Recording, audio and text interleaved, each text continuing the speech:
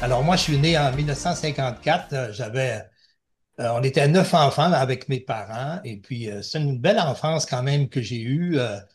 Je veux dire, j'ai été élevé dans des valeurs. Mes parents étaient catholiques, mais tu sais, il y avait des valeurs très importantes dans le foyer, c'est-à-dire que le respect de Dieu était très important pour mes parents dans la maison. Puis il n'y avait pas question que quelqu'un dise des paroles blasphématoires ou des choses comme cela.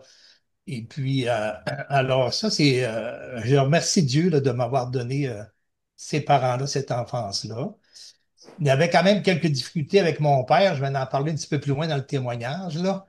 Mais disons qu'à l'adolescence, à l'âge de l'adolescence, j'ai été placé en famille d'accueil dès l'âge de 12 ans. J'ai été 2 ans en institution, 1 an au séminaire, puis après ça, 3 ans dans des familles d'accueil. Alors, pendant 6 ans de mon adolescence jusqu'à 17 ans. Et puis, euh, la raison, c'est que c'est ça, mon père avait des problèmes d'homosexualité.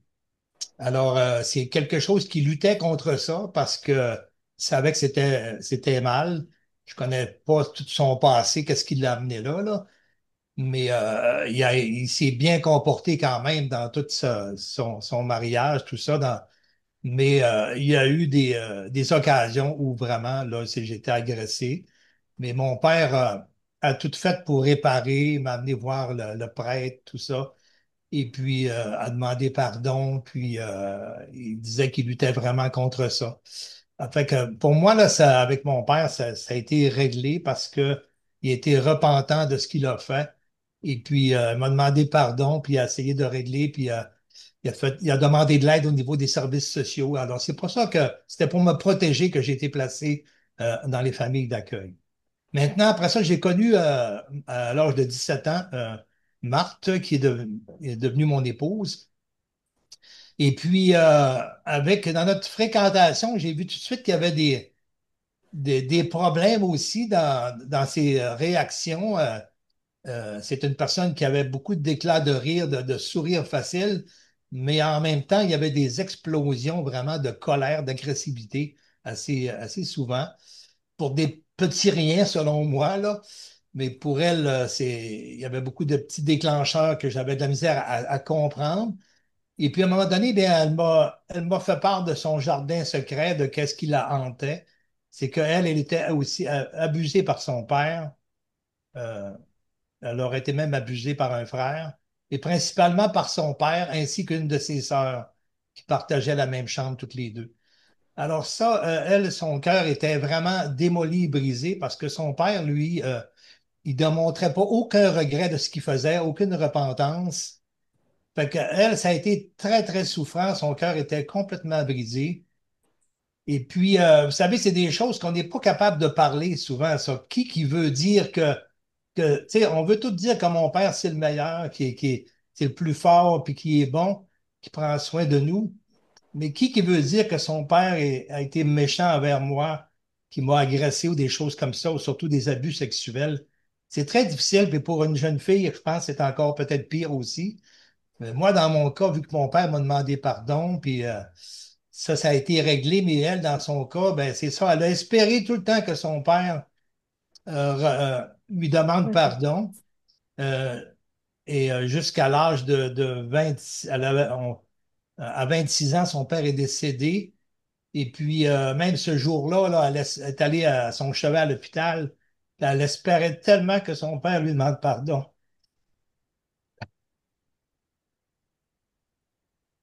Mais c'est pas arrivé. Alors, c'est un sujet quand même très, très touchant. Alors, nous, durant la fréquentation, tout ça, elle me disait toujours, sors-moi d'ici. Tu sais, il y a une émission qui dit hein, que les gens écoutent souvent à TVA, sors-moi d'ici. Mais elle, c'était, sortez-moi d'ici, là. Elle, c'était, sors-moi d'ici, j'en peux plus. Alors, c'était difficile pour elle de vivre ça. Et puis, on s'est mariés jeunes. Moi, on avait 20 ans. Tu sais, moi, j'avais pas de tapette de 20 ans, là. Mais les premières années de mariage, tu sais, l'amour était là très fort, mais la douleur était très forte aussi. C'était très difficile. Il y avait beaucoup d'explosions tu sais, sais, le moindre petite réaction que je pouvais faire, ou parole, ou comportement qui lui rappelait peut-être son père, la faisait exploser. Alors, c'était dur pour moi de tout comprendre ça. Mais tu sais, le fait que moi, j'ai connu ça, c'est un peu c'est avec mon père, ça l'a rassuré, tu sais, pour pouvoir m'épouser, là. Puis, alors, ça a été difficile ces années-là, puis je criais à Dieu, Seigneur, aide-moi. Euh, et puis, euh, c'est ça, j'avais un de mes amis moi, qui s'était marié en même temps que moi, puis au bout d'un an, il était séparé. Puis, tu sais, des bouts, je l'enviais quasiment, là, je disais, Seigneur, je ne serais pas capable de passer à travers ça. Qu'est-ce qui se passe? Je me confiais quand même en Dieu, là, parce que je ne voyais pas d'autre façon de trouver de l'aide. À cette époque-là, de l'aide là-dessus. C'était pas évident de partager toutes ces choses-là. Marthe, c'était pas une personne pour ouvrir son jardin secret comme ça à n'importe qui aussi, là. Alors, on n'avait pas beaucoup de ressources là, qu'on connaissait, en tout cas, puis on n'avait pas de moyens financiers non plus. On s'est mariés dans une très grande pauvreté aussi.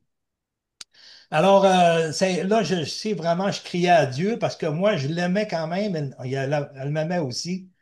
Puis je voulais pas briser mon mariage. Tu sais, je me disais, ça n'a pas de sens, Seigneur. Et puis là, à l'âge de 24 ans, ça faisait, c'est ça, 4 ans qu'on était mariés, 24, 25 ans. J'ai une de mes sœurs qu'elle disait elle demeurait à Granby à ce moment-là, elle n'était plus à la maison. Puis elle disait qu'elle avait connu Jésus comme son sauveur, son Seigneur. Et puis qu'elle était sauvée, qu'elle était chrétienne. Alors, ça, on se posait beaucoup de questions. On était porté vraiment même à la critiquer dans la famille, dans les frères et sœurs, là, quand elle venait. On la voyait surtout quand elle venait dans les jours fériés, là, vu qu'elle travaillait. Mais ce qui me frappait, c'est que juste avant de manger, elle courbait la tête, elle avait pas. Tu sais, elle priait en dedans d'elle. Là. Je comprenais pas qu'est-ce qu'elle disait. Elle priait pas à haute voix, là, mais ça m'intriguait, puis je trouvais ça extraordinaire de voir qu'elle n'avait pas honte de remercier Dieu pour la nourriture, tout ça, avant de manger devant les autres qui la regardaient, puis tu sais, on pouvait se moquer d'elle, en tout cas. Alors, ça a duré peut-être un an, là, puis à un moment donné, elle nous a invités à aller à une réunion à Dolbeau. À Dolbeau, il y avait un petit groupe de chrétiens qui étaient là aussi à ce moment-là. Puis il y avait quelqu'un, un pasteur en formation, qui avait peut-être à cœur, tu sais, d'ouvrir une église dans ce coin-là à ce moment-là. Ça, c'était en 1977. Et puis, il était descendu de Granby. Lui, il demeurait à l'Ange Gardien. Il était descendu pour venir voir la volonté de Dieu, là. Ça fait que ma soeur nous a invités à aller à une rencontre maison. Eux, ils étaient peut-être 7-8 personnes, plus mes frères et sœurs sont venus avec moi aussi. Au début, ils ne voulaient pas venir, mais ma mère disait, mon père était décédé à ce moment-là, là. Ma mère disait, vous allez vous faire avoir, tout ça. Puis moi, je disais, écoutez bien, là, j'ai dit, on est là à critiquer notre sœur, à la juger, sans la connaître, sans avoir vu qu'est-ce qu'elle vit. Est-ce que c'est correct d'agir comme ça? On devrait aller voir qu'est-ce qu'elle fait, puis de s'en remettre à Dieu qui nous protège, puis qui nous montre si c'est une secte, tout ça. Puis après ça, on pourra juger de qu'est-ce qu'on a vu et entendu. Fait que ça a comme convaincu mes frères et sœurs de venir aussi. Fait qu'on était allés là, 8 personnes en même temps, mes frères et sœurs, avec les chums de mes sœurs. Et puis finalement, ben, c'est ça. Et puis là, ben, durant la rencontre, le pasteur, lui, il a demandé à ma sœur de prier, tu sais, de faire une prière. Puis là, je me disais, ah, enfin, je vais savoir qu'est-ce que ma sœur a dit quand elle prie, parce que pour moi, des prières, je connaissais juste les prières qu'on apprenait à l'Église catholique, là, des prières apprises par cœur, qu'on récitait. Mais là, c'était tellement extraordinaire de voir ma sœur prier, de l'entendre. Elle était tellement en communion avec Dieu, c'était tellement profond, sincère. C'est, c'est, c'est comme si elle était seule avec Dieu, là, puis c'était une intercession, en tout cas, c'était vraiment extrêmement touchant. Et moi, j'ai dit, Seigneur, hey, ce qu'elle a, je ne l'ai pas, moi. Je le veux, ça aussi, moi. Je le veux, cette présence-là. Je voyais elle avait une relation avec Dieu vivante que je n'avais jamais vue. Alors, j'ai dit, Seigneur, moi, je le veux, ça, vraiment. Là, j'avais honte de moi de ne pas avoir ça. Fait que finalement, le pasteur, lui, il a amené un message, puis le message était vraiment d'expliquer. pourquoi Jésus est mort sur la croix. Qui est mort pour payer à notre place, pour payer le prix de nos péchés, qu'on était tous pécheurs et perdus. Alors, il a bien expliqué là, les clous, là, les fouets, puis tout ce qu'il a subi là, comme supplice. Tout ça pour nous, pour payer à ma place pour mes péchés. Et puis, à la fin de son message, il apporte dans l'Évangile de Matthieu, chapitre 10, 32, 33, quand ça dit celui qui va me confesser devant les hommes, hein, ou se déclarer pour moi devant les hommes, moi aussi, je vais me déclarer pour lui devant mon Père dans les cieux. Mais celui qui va me renier devant les hommes, ben moi aussi, je le renierai devant mon Père qui est dans les cieux. Le prédicateur a amené ce passage-là, il dit celui qui va me renier devant les hommes, ben moi aussi, je le renierai devant mon Père qui est dans les cieux. Alors, il a comme fait un appel là, maintenant, mais qu'est-ce que je fais, moi? Qu'est-ce que vous faites, vous? Qu'est-ce que tu fais, toi? Et moi, dans mon cœur, ça disait, ben, écoute, tu peux pas régner le Seigneur, je sais, je crois qu'il est mort sur la croix pour moi. Fait que là, je me suis levé et j'ai dit oui. J'ai dit, moi, j'accepte Jésus comme mon sauveur et Seigneur. Je crois qu'il est mort pour moi, puis je veux pas en avoir honte. Et là, ma sœur m'a donné une Bible en cadeau. Elle dit, Pierre-Paul, c'est important que tu lises la Bible, c'est la parole de Dieu. C'est comme ça que tu vas savoir. Parce que moi, moi, j'ai dit là, j'ai accepté le Seigneur, là, mais j'ai pas accepté une religion. Vous autres, je vous connais pas. Fait qu'elle m'a dit, faut que tu lises la Bible pour savoir si ce qu'on t'a dit est exact. Parce que ça, c'est vraiment la parole de Dieu. Fait que là, rendu chez moi dans la semaine, là, j'ai commencé à lire. Puis là, ben, je me disais, écoute, ma soeur, elle va sûrement m'appeler, puis elle va me dire, écoute, c'est un cadeau, puis là, tu l'as-tu lu? Fait que j'ai dit, je vais l'ouvrir. Mais tu sais, on a toute cette excuse-là, je me disais, bah, ça, c'est un livre écrit par les hommes, tout ça, là. Mais finalement, aussitôt que j'ai commencé à lire, le Seigneur m'a touché, j'ai dit, hé, c'est incroyable.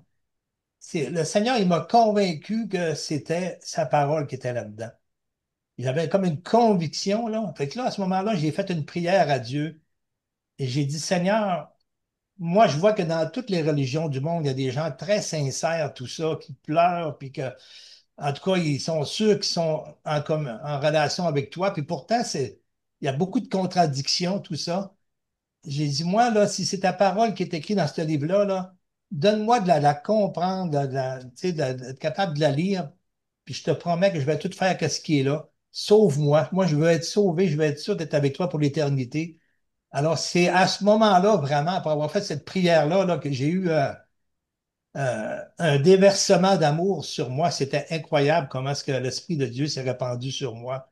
C'est à ce moment-là que je pense que j'ai vraiment eu la nouvelle naissance, hein, comme Jésus explique dans l'Évangile de Jean au chapitre 3. Si un homme ou une femme là, ne naît d'eau et d'esprit, ne naît de nouveau, il ne peut pas entrer dans le royaume de Dieu. Et j'ai dit, Seigneur, sauve-moi, je crois en toi, je crois que c'est ta parole, sauve-moi, Seigneur. Je reconnais que je suis pécheur et perdu. Et puis, oui, vraiment, là, j'ai été rempli, j'ai été inondé vraiment d'amour de la tête aux pieds. C'est extraordinaire. Et puis, je pleurais. Euh, et puis, j'étais dans un amour abondant, indescriptible, là. C'est une paix qui surpasse toute intelligence que la parole de Dieu nous dit. Alors, à partir de ce moment-là, vraiment, tout a changé. Fait qu'avec mon épouse, là, on a commencé à fréquenter une église évangélique à ce moment-là. Euh, et puis, une église évangélique, ben, c'est une église où vraiment on annonce le salut qui est seul en Jésus. Euh, alors, qu'on est tous pécheurs et perdus, qu'on a besoin d'un sauveur et Seigneur, et c'est Jésus qui a payé pour nous. Alors, c'est une église aussi où c'est la parole de Dieu qui est la base de tous les enseignements, alors, et de la foi.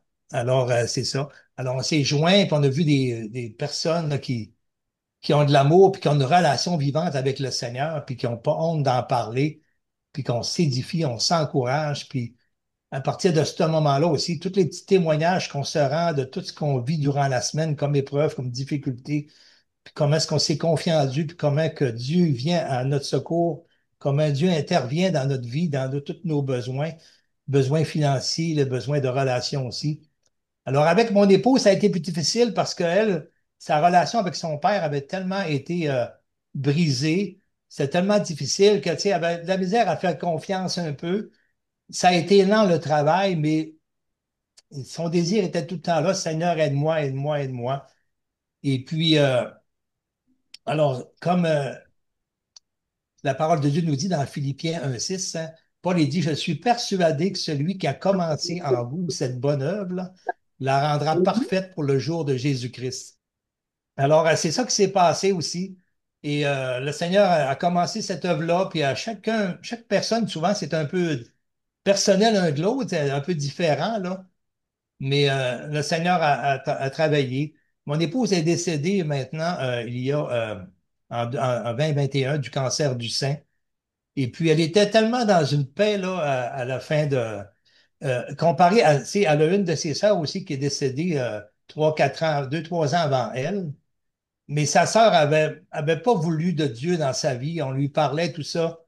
Sa sœur qui a été abusée, là, mais elle, toute sa vie, elle a souffert de ça là, tellement. Et elle était avec la rage. Elle est morte avec ça aussi, avec la rage quasiment brisée dans son cœur. Puis, tu sais, on aurait tellement voulu qu'elle connaisse cette paix-là. Et puis, mais finalement, mais mon épouse, elle, elle est tellement partie en paix que même ses frères et ses sœurs étaient surprises de la voir comme ça, là. Alors, je remercie le Seigneur vraiment pour ça. Et vous savez, c'est puissant, la réconciliation, le pardon. Moi, dans mon cas, mon père, il y a eu repentance, il y a eu réconciliation, puis il y a eu pardon. Puis je sais que je n'ai pas resté avec aucune séquelle. Pas dans mon cœur, en tout cas. Peut-être dans ma personnalité, ça a pu forger dans mon enfance, mais de la timidité ou de la peur, de l'insécurité. Mais au niveau de mon cœur, c'était une paix totale envers mon père. Avant qu'il décède, il m'a demandé pardon, il m'a dit je t'aime, tout ça. Et puis qu'il regrettait vraiment ce qu'il avait commis. Mais dans son cas, à elle, comme sa sœur, mon épouse, toute leur vie, ça a été difficile, tu sais. Alors, mais chacun de nous aussi, par contre, euh, on a aussi, notre relation est brisée aussi avec Dieu. Parce que chacun, comme ça dit dans Ésaïe 53, on suit toute notre propre voie. C'est ça notre péché. On marche à notre tête, à notre manière, sans se soucier de la direction de Dieu pour notre vie. Alors, on est pécheur de par cela. C'est ça qui découle tout le reste des fautes qu'on commet. On a cette nature pécheresse en nous. Et on a besoin, on doit se reconnaître pécheur et perdu, séparé de Dieu. Mais alors, si on vient dans la repentance, puis Seigneur, sauve-moi, si je reconnais que je suis une brebis perdue, Seigneur, sauve-moi. Puis, eh bien, le Seigneur accorde son pardon si je crois que vraiment que a payé à ma place, que je ne peux pas me sauver moi-même, mais que c'est Jésus qui a payé à ma place. Eh bien, le Seigneur m'accorde son pardon et sa paix. Alors, on a besoin aussi d'être réconcilié avec Dieu. Ça peut arriver qu'on ne soit pas réconcilié avec tous les hommes, hein. On sait on est dans un monde pécheur et perdu. Alors, en autant que ça dépend de nous, qu'on soit en paix avec les autres, mais il y a des gens qui s'excuseront jamais, qui nous ont blessés, qui nous ont offensés, qui nous ont fait tort. Mais notre Père céleste, lui, va nous accorder le plein pardon si on vient à lui dans la repentance, puis de crier à lui. Moi, j'ai crié à Dieu, et comme peut-être plusieurs qui nous écoutent aussi, mais faites-le. Et Seigneur, viens dans ma vie, viens dans mon cœur, sauve-moi, j'ai besoin de toi. Hein, la plus courte prière de la Bible, c'est Seigneur, sauve-nous, nous périssons. Et Jésus a tout de suite intervenu là, pour ses disciples qui étaient dans la barque, dans la tempête. Alors, on est dans la tempête de cette vie aussi. On traverse de l'autre côté et peut-être qu'on est prêt d'y arriver, on ne sait pas à quel moment. Mais Seigneur, sauve-moi, Seigneur. Et puis, ben, c'est une promesse qu'il fait, qu'il ne mettra pas dehors celui qui vient à lui. Jésus a dit, nul ne peut venir à moi si mon Père ne l'attire, hein. Jésus, c'est le chemin, la vérité et la vie. Alors, merci Seigneur, moi qui m'a ouvert ce chemin-là. Merci d'avoir sauvé mon mariage, de m'avoir sauvé, premièrement, de l'enfer éternel, d'avoir sauvé mon mariage. On a eu 4 enfants, on a 11 petits-enfants. On a 2 enfants qui marchent avec le Seigneur aussi. Alors, je suis reconnaissant pour ça vraiment. Alors, merci Seigneur de la paix qu'il me donne, puis de la relation que j'ai avec lui. Et puis, on n'est pas parfait, on pêche encore, mais Seigneur, on recherche vraiment à marcher d'une manière digne qui lui appartient. On lui confesse notre péché. Il est fidèle et juste pour nous pardonner. Et puis, c'est par sa force qu'on peut avancer avec lui. Alors, moi, c'est la grâce que je souhaite à chacun qui écoute ce matin. Euh, donne ta vie vraiment au Seigneur. Dis, Seigneur, si tu es vivant, si tu es vrai, révèle-toi, montre-moi le moi. C'est certain qu'il va le faire, qu'il va répondre à cette prière-là. Si je dis, Seigneur, sauve-moi, sincèrement, je le crois, eh bien, le Seigneur va le faire. C'est la grâce que je vous souhaite à chacun.